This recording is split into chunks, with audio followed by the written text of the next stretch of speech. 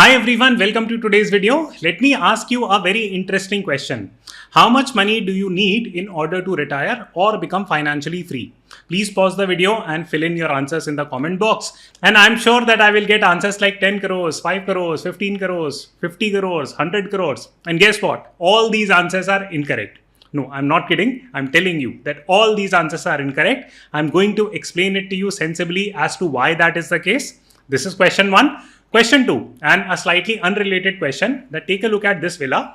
These are constructed in Bangalore and people work day in and day out, saved a lot of money, bought these villas for 12-15 crores and now they are underwater. Should you be investing your money in these type of properties? These two questions seems unrelated, but on this video, I'm going to help you understand systematically about wealth creation. Now, this is a super important video simply because of the viewpoint that many of us tend to overwork. For example, we will work for 12 hours a day, 14 hours a day, 16 hours a day. If I ask you, why are you doing it? To make money. Then I ask you, how much money do you need to make? I have no clue. I just simply want to work. Okay. So that is a very bad move because you are spending time away from your family. You are ruining your health, etc., etc. So getting that estimates as to the number that you need to keep in mind becomes extremely important. So I will help you develop a framework as to how to think about this really complicated wealth generation problem. And I will break it apart with data and logic. But very important point that all this discussion goes out of the window if you're not securing yourself. So please do check out Ditto, speak with their insurance experts for free in order to buy health insurance and term insurance. This is critical. All this discussion will only feature in if you have a health and term insurance in place. So go and speak with an insurance expert for absolutely free. You can check the links in the description box. So 5 simple point explanation as to how to come up with that magical number that I need 50 crores, 100 crores, 200 crores, so that you will be clear about the goals and will be able to plan your life better. So point number 1 is that how much you earn is secondary. But what more important thing is that how much you save and invest. So I will repeat that again, that your absolute salary matters less compared to how much percentage of your salary you are saving and investing. Let me give a very simple example to outline this. So let's say that you're earning 10 crore rupees per month and you're also spending 10 crore rupees per month. Then are you taking even one step towards your financial independence? The answer is absolutely not. Because every month you will run that race of earning that 10 crore rupee. So what matters more is your saving. You can understand that from example B, that let's say that you make 1 lakh rupees a month, but you are able to save 70% of that income, or you are saving, hypothetically speaking, 70,000 rupees. Then you are at least taking some steps towards financial independence. So please understand this point. This is a very important point. Now, interestingly, take a look at this particular chart. This is very interesting finding that will blow your mind. This shows the physical and financial savings in a country like India and how it has been going down over the last 1 decade. This data is only aggregated up until 2018. The situation would have become far worse after 2020 COVID situation. Why only up until 2018? Because this is a meta study and these type of studies take time to come out. So probably newer study will come. But this categorically indicates a very worrying trend. The trend is that at one point in time, our financial savings in India on an average used to be 16.3%. Now it is only 10.6%. People give a counter argument that, you know what, comfort levels have risen and we are spending more money. We are enjoying life more. Okay, but the problem is that if you're decreasing your savings rate, you are moving away from that financial independence journey.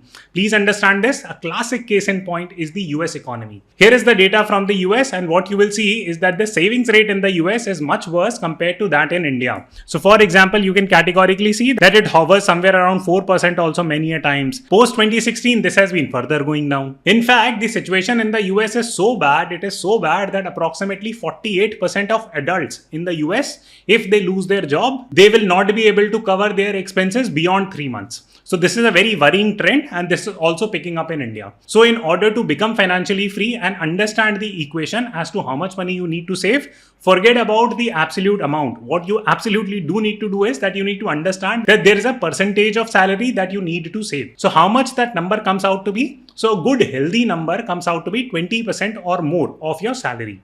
If you are not hitting that 20% mark, then you are doing a disservice towards yourself, towards that journey of financial independence. In case you are hitting that 20% mark, great job. Please continue to listen to the video. This brings us to point number 2.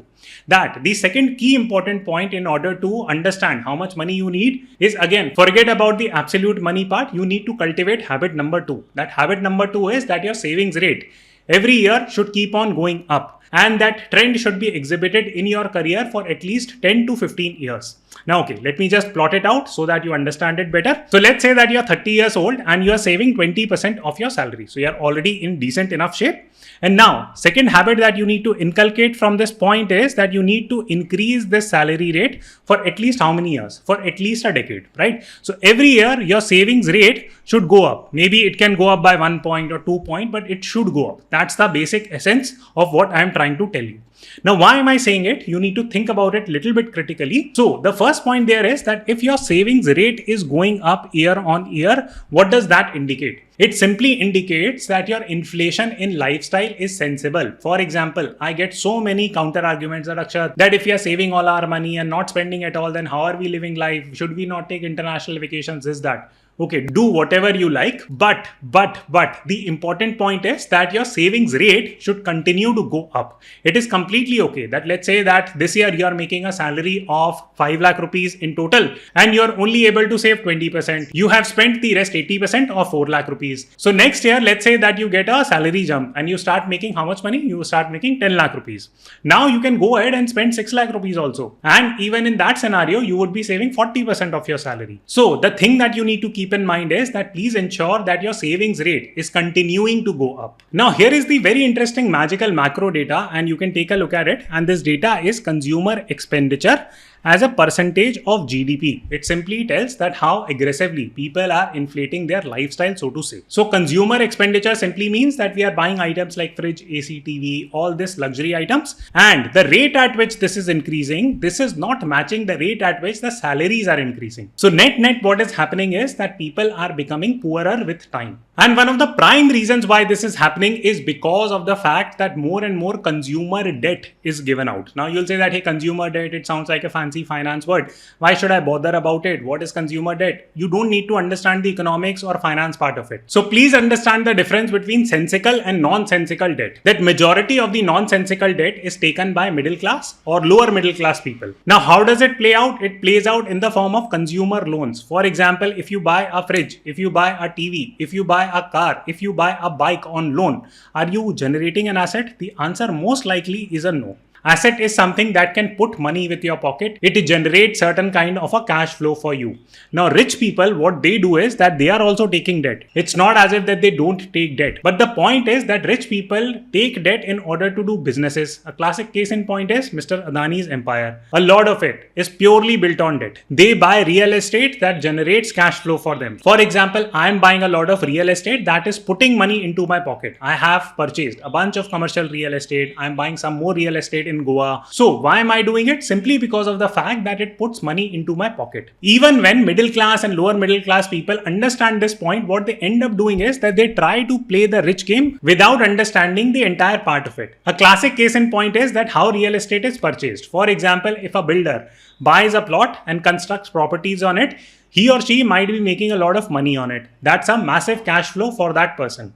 But if you're going and purchasing apartments after apartments at overinflated prices where the rental yield does not make sense, then you should not be investing in that kind of a real estate. There is a trend going on that real estate is bad, only stock market is good, or this is good, this is bad. No, nothing like it. You must understand what you're getting into and the math should make sense. If there is enough interest, I'll make a separate video on how to purchase real estate. But to cut the long story short, in your journey to financial independence, you must clearly understand the point that, hey, that every year your savings rate should go up. If you're doing it via one single job, great, continue to do it, not a problem. If you want to create parallel multiple income streams, great, try to do it. But the central argument is that your savings rate should go up and it should continue to go up at least for 1 to 1.5 decades. So now this brings us to a very interesting third point, because you will have a natural answer that, hey Akshat, if I'm saving a very high percentage of my salary is also growing and I'm doing fairly well in my career, and guess what? In like another 15 years, I would have 50 crore rupees saved into my account. And I will keep it in bank account. I will live on FD income. I will go and invest in stock markets and crypto markets and I'm done. Am I good to go? Am I good to retire? The answer is absolutely not. You will not be able to retire, and here is the logic behind it. For example, here is a picture from Zimbabwe where in order to buy one loaf of bread at one point in time, people literally had to carry money in cart. The currency right now, it can be devalued very, very aggressively. What is meant by currency devaluation? The rate at which the purchasing power of the currency can be eroded. Now, with the world taking so much debt, a lot of countries around India, for example, Sri Lanka, Pakistan, they have gone bankrupt. So people there, if they would have saved a lot of money, it would not have helped them much in terms of their financial journey. In fact, they would have felt depressed that, hey, you know what? I worked all my life to save all this money. Then my country suffered economically and even I suffered. Now you might have a counter argument that, you know what, recently rankings came out, India stood 5th. I'm very proud of the fact that we are making tremendous progress. Congratulations to all of us. But having said that, we still need to be pessimistic and figure out how to control and manage our own portfolio. If you are not undertaking a portfolio design, you are again doing a massive disservice to yourself.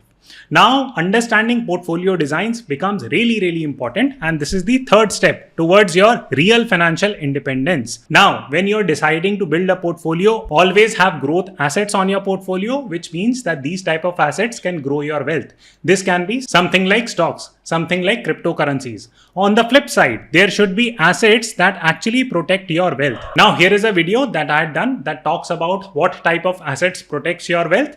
But the idea behind wealth protection asset is fairly simple. That, for example, let's say that you buy real estate. And if you're buying a very good real estate, then the value of that real estate is unlikely to go down with time. But on the flip side, if you're purchasing a very good company stock also, it is highly, highly likely that 10 years down the line, that company might not survive. A lot of people these days are trying to create the narrative that real estate investing is evil or it is bad. You don't make any money in the real estate market, etc., etc. And equity gives 15% returns. Real estate does not give that many returns.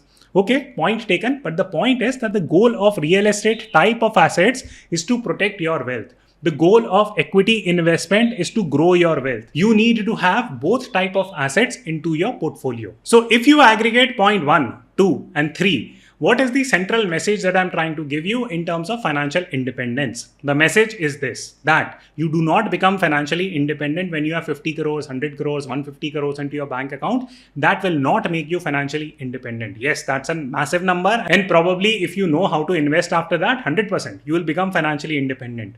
But the goal of financial independence is to create a portfolio which comprises of this, and that comprises of this, and each of these portfolios should be able to service your lifestyle. Now comes a series of counter questions that, Akshat, how can we buy a real estate type of an asset?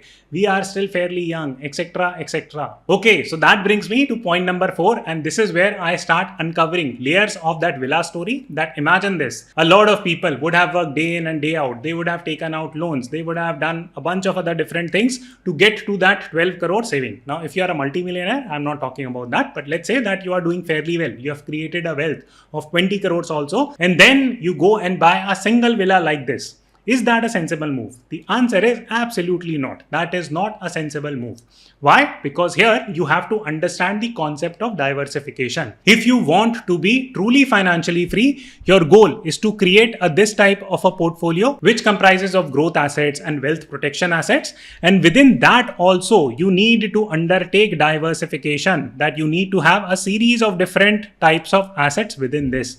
Therefore, I keep on insisting the fact, if you have been a constant listener of my channel, you would have categorically seen that I completely advocate the point about diversified investing. I do not take sides that, hey, real estate is bad or this asset is bad, that asset is bad. All the asset classes serve their own purpose. Now, how is this point relevant to you if you're looking to purchase real estate? I have been getting so many questions that, Akshat, should I be doing fractional investing? The answer is no. Why? Because are you getting possession of an asset in that case?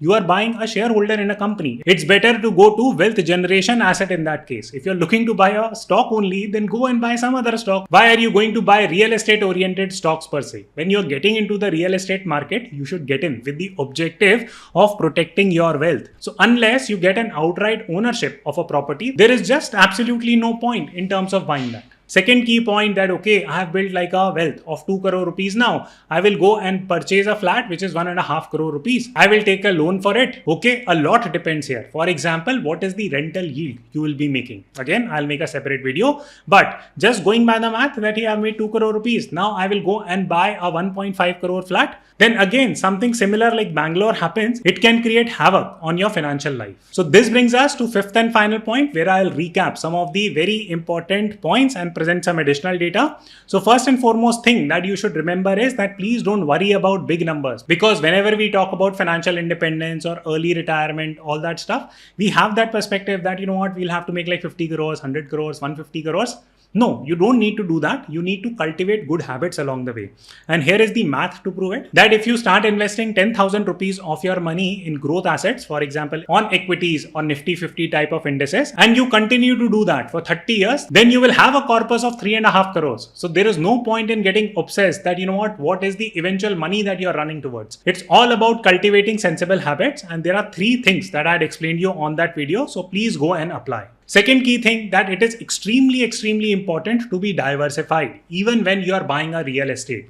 If you own just one piece of 1.5 crore real estate, it is pretty much pointless. Try to buy smaller properties. Instead of buying a 12 crore villa, buy like maybe 4 or 5 villas that cost like 2 crores. That is much better from a diversification point of view. Again, please do not invest all your money in equities only or consider buying REITs as real estate investment. It is not. The underlying is real estate, but it is not preserving wealth for you. So therefore, you should be creating a balanced portfolio, and overall, in terms of your financial journey, ensure risk mitigation in your life. So do have health and life insurance and try to stay diversified. I hope you enjoyed the video, and I will see you soon.